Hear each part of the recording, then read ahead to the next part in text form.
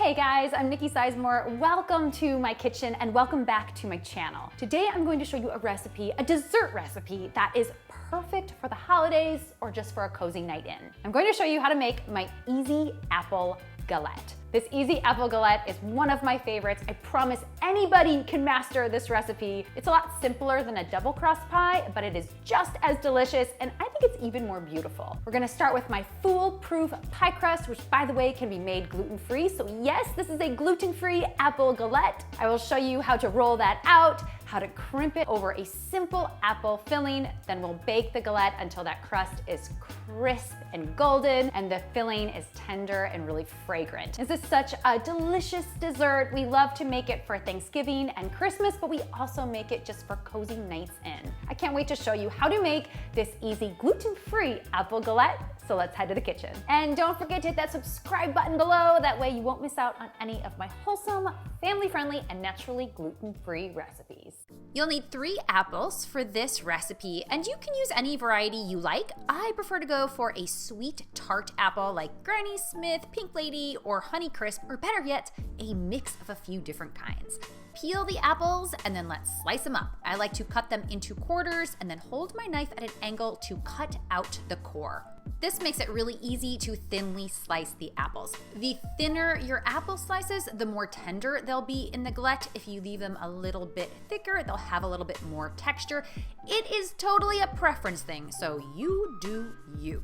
Pile the apples into a large bowl and we'll drizzle them with a teaspoon of fresh lemon juice. Add 3 tablespoons of sugar, ground cinnamon and ground cardamom for flavor, a pinch of salt, and vanilla paste or vanilla extract. I love vanilla paste. It is one of my secret ingredients, but you can absolutely use extract instead. Last but not least, a teaspoon of cornstarch. That's going to help thicken up the juices. Now let's talk pie crust. First, lightly flour a piece of parchment paper. I'm using a gluten-free flour because this is a gluten-free pie crust. I will link to this easy foolproof pie crust below. You can make it with gluten-free cup-for-cup flour or with all-purpose flour. Lightly flour your rolling pin, and now here's the secret to getting a nice round circle. Move the dough 1/4 inch turns while rolling straight. So keep going until you get a relatively thin piece of dough. Now at this point, you can move your rolling pin around and just straighten things out. Keep flouring your rolling pin and underneath the dough as needed, and if you get any tears, just patch it back up. It's a really forgiving dough. Brush off any excess flour on the parchment paper, and now here's the beauty of making a galette. Instead of transferring the dough to a pie plate, we just can slide the whole thing onto a baking sheet. Pile the apples into the center of the dough, leaving a 1 to 2 inch border. Make sure the apples are pretty compact. Then use your fingers to fold that dough up over the apples, creating a rim. Again, if the dough tears here, it's no big deal. All you have to do is patch it back up.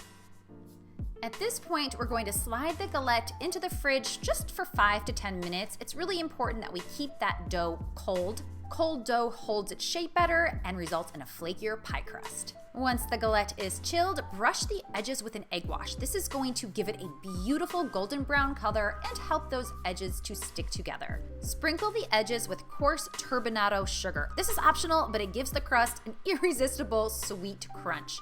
Dot the apples with a bit of butter, and now if your kitchen is really warm, slide this back in the fridge for a few minutes. If not, it can go straight into a 375-degree oven. Bake the galette until the apples are tender and the crust is golden brown and crisp. It'll take about 50 to 60 minutes. We're not quite done yet. Here's a little tip I learned from a French pastry chef. Brush the apples with warmed apricot jam. This is just store-bought jam that I warmed up in the microwave until it was liquidy. The jam gives this galette that shiny, beautiful French pastry appearance. Let the galette cool, then serve it slightly warm or at room temperature. You can even make it up to a day in advance. Perfect for the holidays.